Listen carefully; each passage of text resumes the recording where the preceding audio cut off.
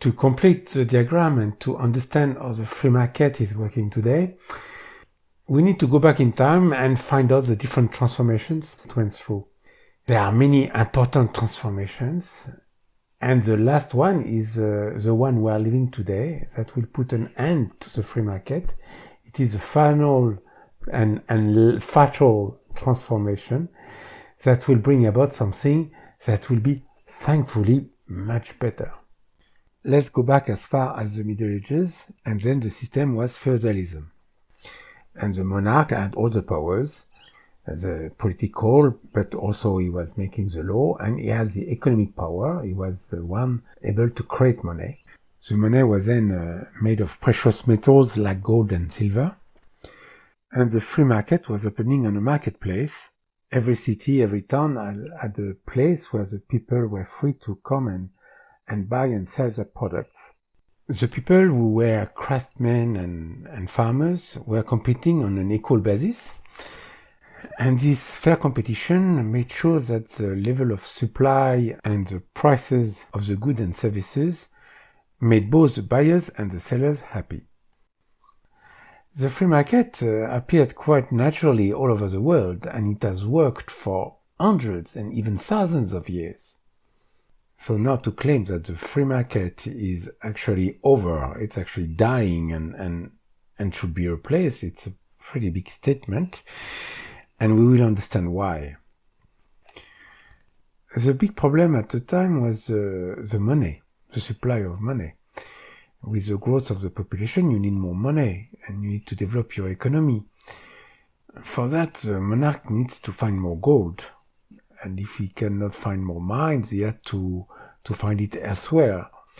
So there is two possibilities. Either you develop the trade and the foreign trade and you bring gold in the country, or you go and get the gold elsewhere and you conquer others around you. And you plunder the neighboring countries and to get their gold. Peaceful civilizations like China have chosen trade, and more barbarian civilizations like like the European countries have chosen the conquest. And the great monarchs were those who were bringing prosperity in the country by plundering others. And unfortunately, this has not really changed.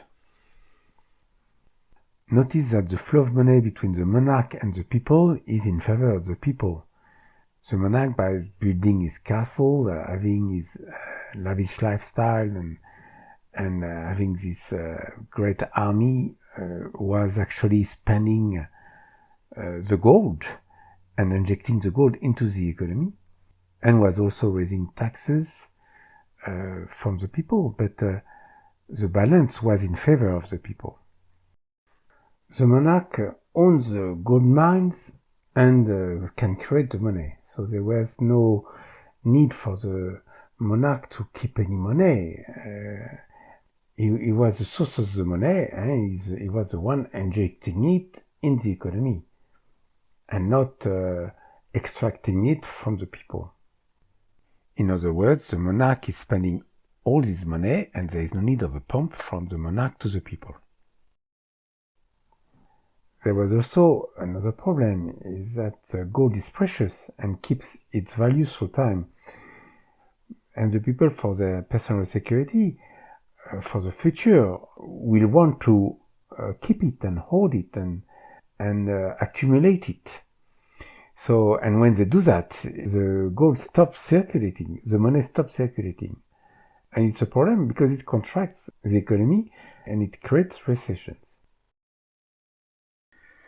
Since feudalism, the system has been through 5 different transformations, the last one being the one we are living now, and the first one being the creation of paper money and the apparition of banks. With the development of trade, some merchants enriched themselves and needed a secure place to put their gold. And the most secure place in town was the safe of the goldsmith, the people who were working with gold. And so they put gold in their safe in exchange of a receipt. And this receipt could even be exchanged. It started like this. The people trusted that when they bought this receipt to the goldsmith, they could get the amount of gold written on the receipt.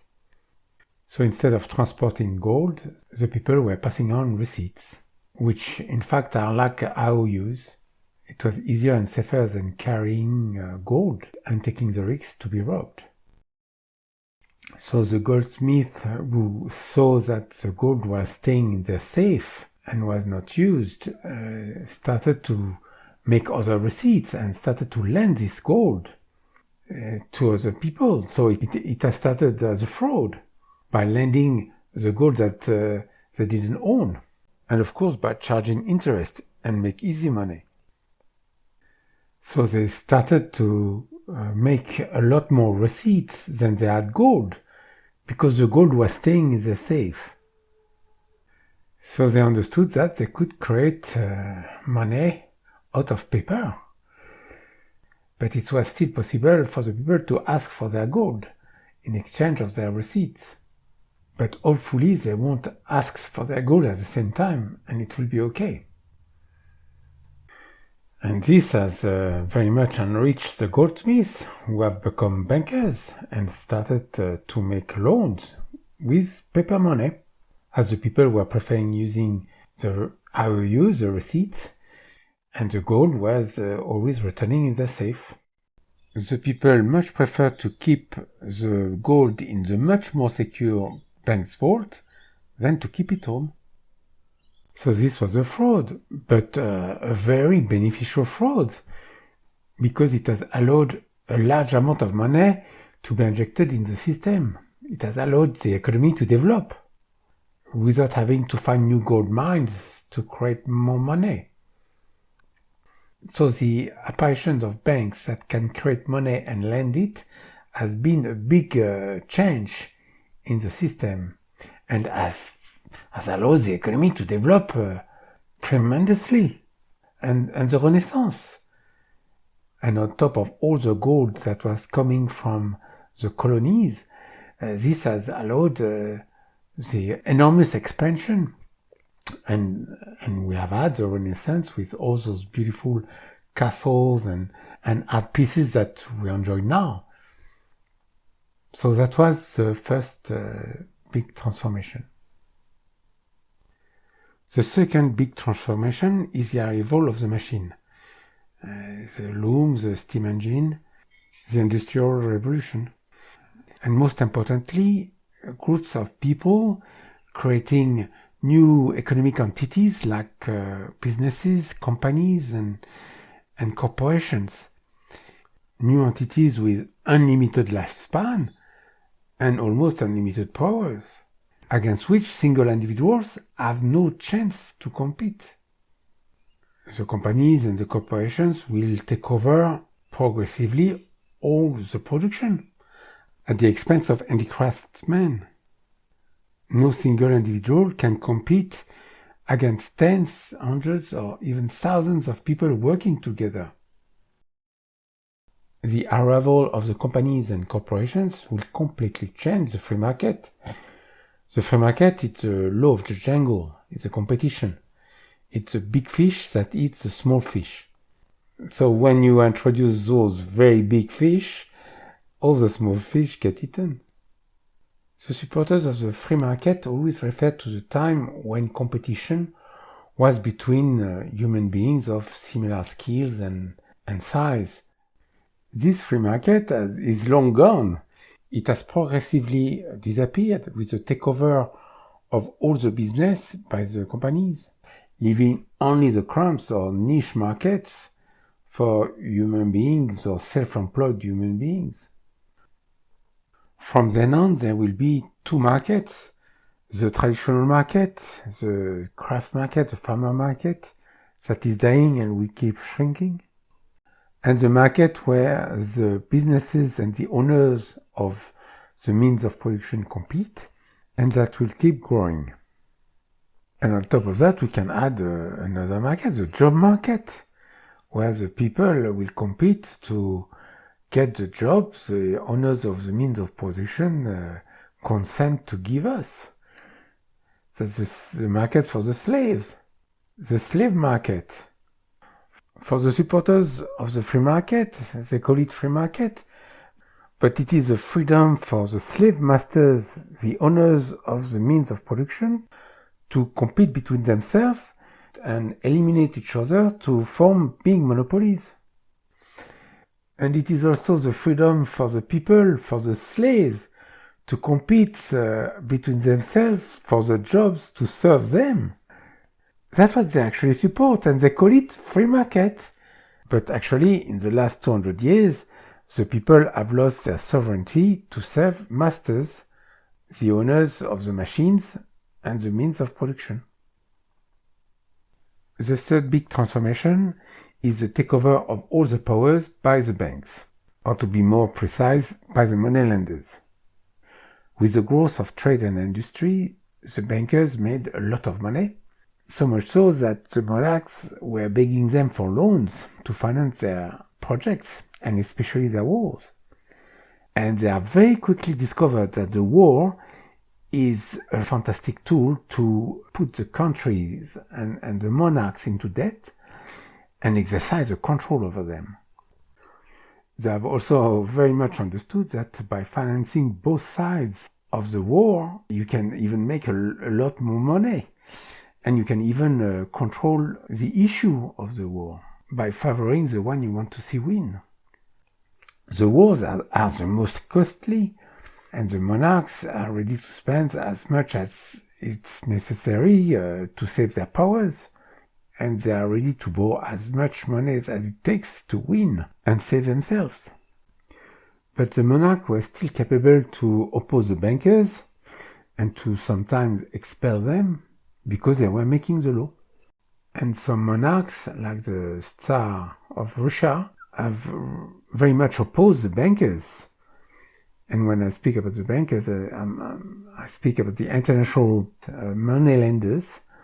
And for that, the Tsar will pay a big price. The international bankers and moneylenders, who became so rich and powerful, start to see the monarchs as a nuisance and start to actually conspire. Yes, we can speak about a conspiration. They conspired to get rid of the monarch or limit very much their powers, and to introduce instead a representative democracy, because it is much easier to control the representative of the people than to control a monarch, especially if you have a lot of money. So they started to organize revolutions to topple the monarchs. They organized themselves and started to infiltrate some secret organizations like the Freemasons by creating secret organizations within secret organizations, so as to recruit their agents and to promote them in the structures of governments and the administrations. But also they infiltrated opposition movements and revolutionary movements and were creating very difficult economic conditions by contracting the economy, the flow of money.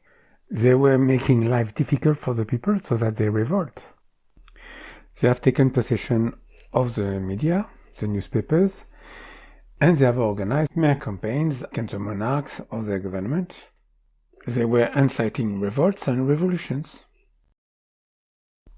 They started with a revolution in England and imposed some favorable legislation leading to the creation of the Bank of England that they controlled. So they were getting the control of the economy and the creation of money. They officialized the fractional banking, where they were authorized to multiply the amount of money they could create from the deposit of their clients, and just keep a fraction in reserves. Then they continued with the independence of the United States, and then they followed it up with the French Revolution, when they toppled the monarch and installed a representative democracy, which for them it's much easier to control and manipulate. So since then there have been many wars and revolutions, And we can say that almost all the wars and revolutions have been organized or financed by the international bankers or moneylenders. And this includes the Bolshevik Revolution and the elimination of the Tsar. And Lenin, Trotsky, Stalin have all been financed by the international bankers. And even Mao Zedong in China, and this has continued until today with the colored revolutions and the Gulf Wars and so on. So, of course, this is not the official history, because the official history is always written by the winners. And the winners have always been the bankers. So you will never see that in the media that belong to them. No, you need to find that on the internet. It's available for everybody. It's not so difficult to find. There are actual documents that have been found and that confirms the conspiration and the takeover of all the powers, the economic and political powers, by the international bankers. And this continues until today. And amongst those documents, there is one that is very important, one that dates from the 1770s, which reveals this conspiration and the takeover of other powers on top of the destruction of the religious power. Their ultimate goal is to create a world government progressively by toppling the monarchies and replacing them by structures they can more easily control. And this puppet government will be succeeded after a chaos that they will have organized by a world government. And the procedure is to recruit agents, if possible, by inspiring them with this great vision of a world government that will bring peace on earth. And that's true, a world government will bring peace on earth and put an end to wars. But what they don't say is that they will be in control of this government. Other ways to recruit agents is to corrupt them with money or with sex and to blackmail them or threaten them. But many will join the project without really knowing its scope. They will be seduced by big values like liberty, equality, fraternity, and they will join the project thinking they will bring a fantastic liberation of humanity. But in fact, they have been completely manipulated to put in place a structure that is totally controlled by the international bankers. And in this document, the procedure explains very clearly that the controlling of the people is made by division and terror, by dividing the people and terrorizing them of each other. By dividing and terrorizing, it is possible to put the people into submission. When people are put into groups and are made afraid of each other, they are more easily manipulated and will be ready to submit themselves to whomever can offer them protection. So in some documents, it is clearly explained that the world would be divided in two parts that will oppose each other in two different models.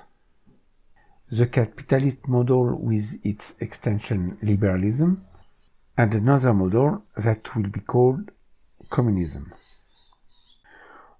Both systems will be based on the great notions of liberty, equality, fraternity to get the maximum support of the population.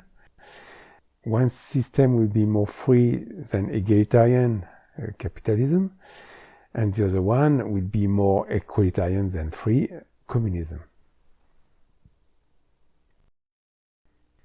Let's go back to the diagram representing the flow of money. The king and the nobility, the owners of the land, the means of production, will be joined by the owners of the machines as a consequence of the Industrial Revolution. And let's introduce a newcomer, the government of the people, following the toppling of the monarch and the installation of what we have called democracy. We see it appear as a parallel circuit that will attempt to regulate the flow of money. The government has some income, so it provides some services from industries that have been nationalized, like transport, electricity, water. but also it raises taxes. That is an important part of its income. Taxes to the rich and the businesses, and of course taxes to the people, and all form of licenses and consumption tax.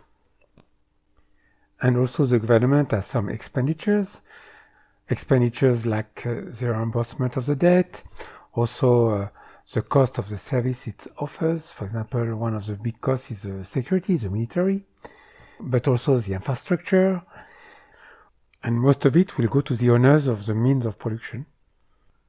And also the payment of the salaries of the civil servants. And last but not least, social aid to the people. And also the government has some assets, like the land, the forest, but also the hospitals, the schools, and the infrastructure, on top of the nationalized companies that provide the services like transport, water, energy, and so on. The next big transformation is the abandonment of the gold standard and the choice of the US dollar for international trade. After the First World War, the countries at war were ruined. They had no more gold. They have borrowed and printed money to pay for the military effort, all thinking that they will pay back with the victory bounty. The governments had no more gold, and they had to stop for a while the convertibility of their currency into gold. And this has created a lot of problems in international trade. Countries like France and England could impose their money on their colonies, but otherwise international trade became difficult. Gold and silver, for some reason, were internationally recognized as a means of exchange.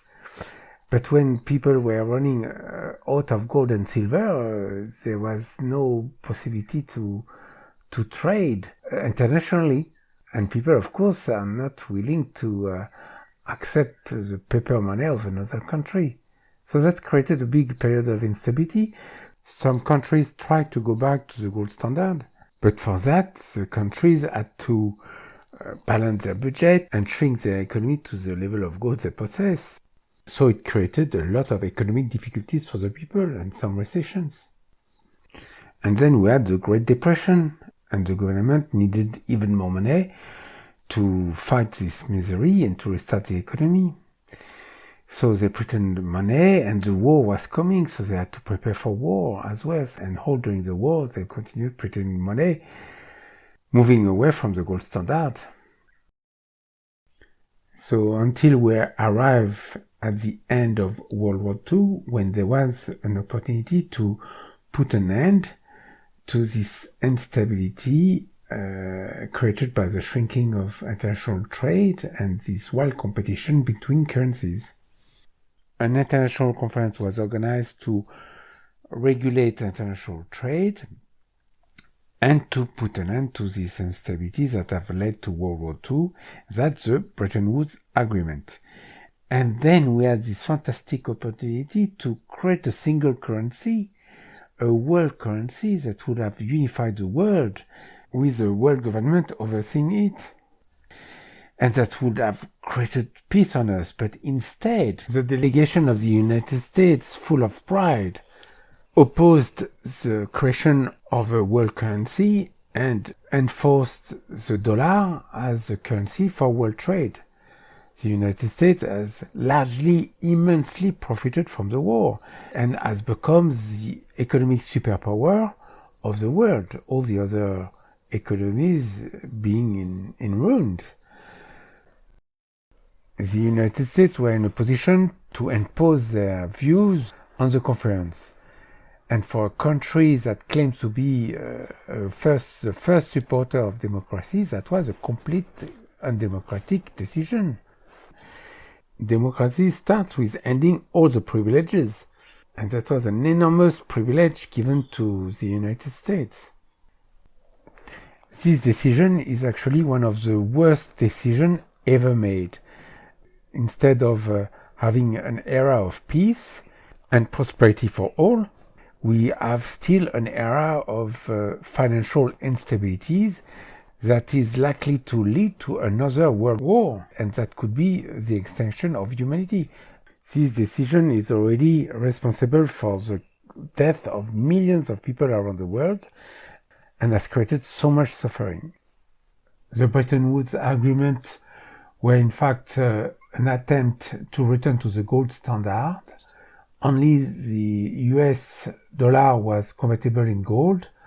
All the other currencies could be convertible into dollars and fluctuate within a small range. The International Monetary Fund was created to be the lender of last resort, providing the countries were taking economic measures to return within the range of fluctuation. It was possible for the US to print money and to spend a lot of money into the war, the Vietnam War, which was very, very costly, into the space race, and to inject a lot of money in the economy without suffering the consequences of a trade deficit. The problem when a country decides to print a lot of money is that the money, some of the money, is used to buy foreign products, and the trade balance endure a huge deficit, which devalues the currency, which creates inflation, and then you have to stop printing money to stop the inflation, otherwise you will endure an hyperinflation.